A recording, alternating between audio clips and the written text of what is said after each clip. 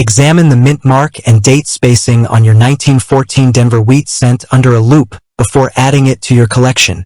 With a mintage of under 1.2 million pieces, the 1914 D Lincoln wheat cent stands as a premier key date in 20th century bronze coinage. Because of its scarcity, researchers frequently encounter altered 1944 D coins with the first 4 shaved down to look like a 1. To perform a proper optical inspection, place your coin on a dark pad under 45-degree LED lighting and view it through a 10-power loupe. First, examine the space between the digits 9 and 1. On a genuine 1914 D cent, the distance between the digits is wide and uniform.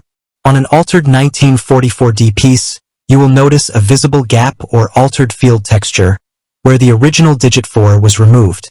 Second, inspect the D mint mark position. An authentic 1914 D features a sharp, weakly punch D with distinct upper serif geometry located well below the date digits, surrounded by smooth die fields. Reglued or fake mint marks display glue residue or raised seams around the letter base. Third, verify the obverse die characteristics. Genuine specimens show a clear, sharp VDB design on Lincoln's shoulder cutoff, which was restored later in 1918, proving a 1944 D coin could not possess the correct early shoulder profile. Finally, confirm physical density on a digital analytical scale. Genuine bronze planchets produced in 1914 must weigh precisely 3.11 grams. While common circulated wheat cents carry small value, genuine certified 1914 D key date specimens carry estimated values ranging from several $100s in worn shape to thousands for uncirculated pieces. Turn your 1909 San Francisco cent over and inspect the bottom rim for 3 tiny letters before buying or selling. Issued during the inaugural year of the Lincoln cent, the 1909 SVDB features the initials of designer Victor David Brenner at the bottom reverse rim. Public debate led to the rapid removal of the initials, leaving a low mintage of just 484,000 pieces. Because of its prestige, counterfeiters often add a fake S mint mark to a common Philadelphia 1909 VDB cent. To authenticate your coin, begin by examining the S mint mark on the obverse under 10-power optical magnification. Only 4 specific obverse working dies were used to strike genuine 1909 SVDB cents. On all authentic pieces, the S mint mark exhibits sharp, parallel serifs with a distinct upper serif shape pointing slightly downward. If the mint mark appears round, crude, or misaligned, it indicates an added letter. Next, flip the coin to the reverse and examine the initials VDB, centered at the bottom rim below the wheat stalks. Under direct optical magnification, inspect the letter B. A genuine VDB reverse die displays a distinct slanted center bar inside the B. If the center bar of the B is perfectly horizontal or missing period dots, the reverse is an altered or fake die strike. Finally, verify physical composition on a calibrated digital analytical scale. Genuine bronze planchets must register precisely 3.11 grams. While common cents carry small value, genuine certified 1909 SVDB specimens carry estimated values ranging from $1,000 in worn shape to over $10,000 for uncirculated red gems. Check the space under the date of your 1922 cent to see if you hold the famous die pair 2 plain variety. Hook end. In 1922, the Denver Mint was the sole facility producing Lincoln cents. Routine die clash events required mint workers to heavily file down obverse working dies, inadvertently removing the D mint mark from specific die pairs. The most valuable and desirable variety is known as die pair 2, the true 1922 no D strong reverse. To evaluate your coin, view both sides under 10-power optical magnification under angled LED lighting. First, examine the space below the date, 1922. On die pair 2, the area beneath the date is completely smooth with zero trace of a D mint mark, even under high magnification. Furthermore, the digit 2 in the date appears weaker than the rest of the digits due to die polishing. Second, examine the second digit 2 and Lincoln's portrait.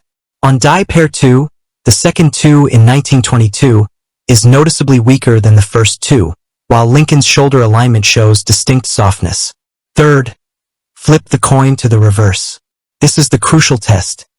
Die pair 2 features a remarkably sharp, strong reverse strike.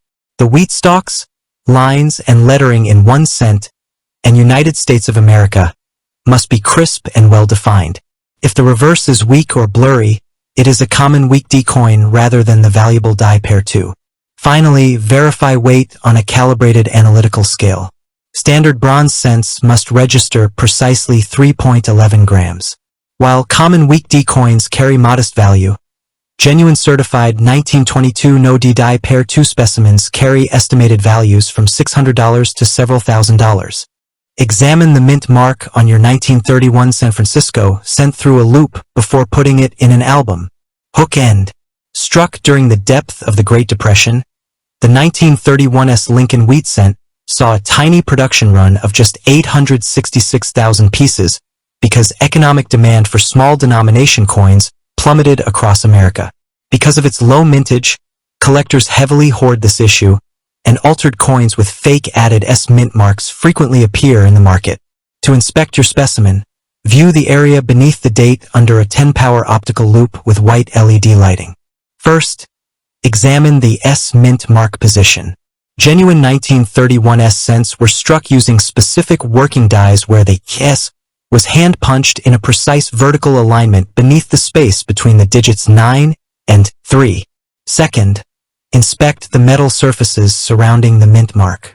On altered coins where a mint mark was glued or soldered onto a common 1931 Philadelphia cent, you will observe slight discoloration, raised tooling marks, or microscopic glue lines around the letter base under magnification. Third, examine the overall strike quality.